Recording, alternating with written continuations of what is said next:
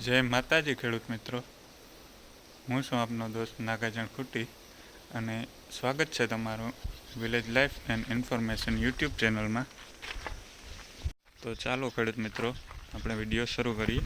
આજના વિડીયોમાં આપણે વાત કરવાના છીએ પુશ સ્ટાર્ટ બટન, જે આપણે ટ્રેક્ટરમાં કઈ રીતે લગાવી શકીએ અને શું શું તેના ફાયદા છે. તો ઘણી વાર ખેડૂત મિત્રો એવું થતું હોય છે કે આપણે જે આ સ્વિચ હોય છે તે વરસાદની સિઝનમાં ટ્રેક્ટર ભીંજાવાના કારણે ઘણી વખત તે બગડી જતી હોય છે. અને આ છે આપણું પુશ બટન, જે સેલ્ફમાં કઈ રીતે કામ કરે છે અને શું શું એના કનેક્શન હોય છે, તો તેના વિશે આપણે વાત કરવાના છીએ. તો તેની પહેલાં ખેડૂત મિત્રો, આ ટ્રેક્ટર છે 241 ડાયના ટ્રેક અને આપણે તેમાં પુશ બટન ફિટ કરેલું છે. તો ચાલો હું તમને બતાવું કઈ રીતે કામ કરે છે. જો ખેડૂત મિત્રો, અત્યારે આપણે જો આ ઇગ્નિશન ચાલુ કરી દીધું છે અને હવે આ ગેર ફ્રી, હવે આપણે સ્ટાર્ટ કરશું.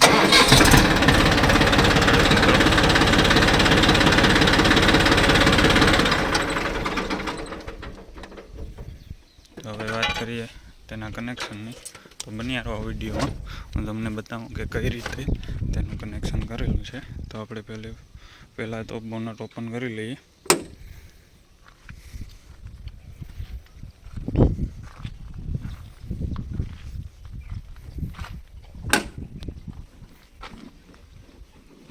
સોરી, ડબરો કાઢવાનો રહી ગયો.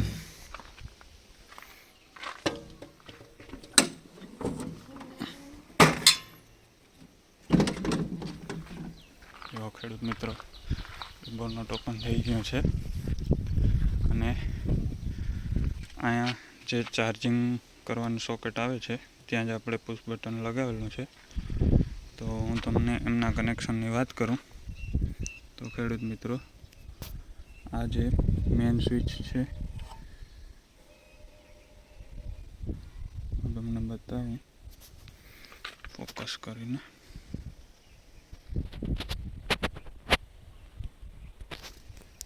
જે આ સ્વિચ છે તે મેઇન સ્વિચ છે, જેમાંથી 2 પાવર અને 1 અર્થ આવે છે. તેમાં હું તમને કનેક્શન બતાવું તો જો આ રેડવાળો પણ પાવરનો છે અને આ બ્લુ લાઇનવાળો વાયર પણ પાવરનો છે. તો આ એક તેમાં આ મેન પાવરનો છે, રેડ છેડો, અને આ બ્લુ લાઇનવાળો ઇગ્નિશનનો છે. જ્યારે આપણે ઇગ્નિશન સ્ટાર્ટ કરીએ ત્યારે તેમાં પાવર આવે છે. અને જે આ આપણે જે 2 પીળા વાયર છે તે આપણે પુશ બટનમાં લગાવેલા છે. તો એમાંથી એક છેડો જે આ ઇગ્નિશન પિન આવે છે, જો હું તમને બતાવું, બ્લુ લાઇનવાળો, તેની સાથે જ આપી દીધો છે. અને જે આ સફેદ છેડો છે વાયર, તેને અહીંયાથી કટ કરી અને આ બીજો વાયર અહીંયા સફેદ જે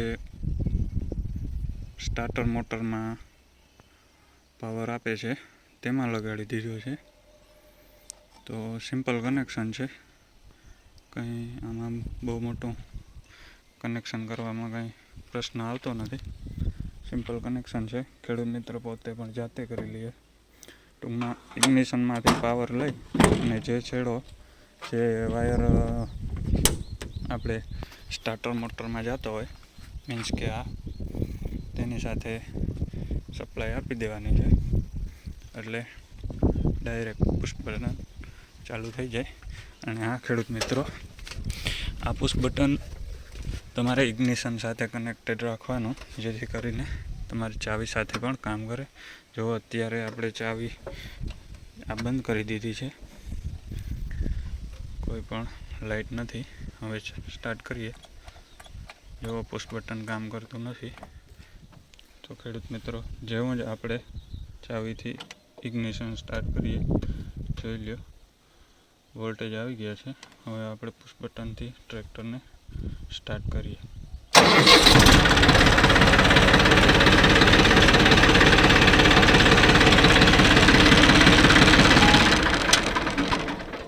જો ખેડૂત મિત્રો, સાવ છેલ્લું છે અને ચાવી દ્વારા પણ સ્ટાર્ટ ન થાય.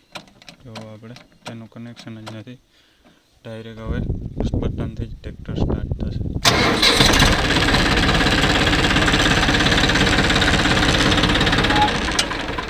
જો ખેડૂત મિત્રો, તમને આ વિડીયો પસંદ આવ્યો હોય તો વિડીયોને લાઇક, શેર અને સબસ્ક્રાઈબ કરવા નમ્ર વિનંતી. અને આવા જ નવા વિડીયો જોવા માટે આપણી ચેનલને સબસ્ક્રાઈબ કરવા નમ્ર વિનંતી.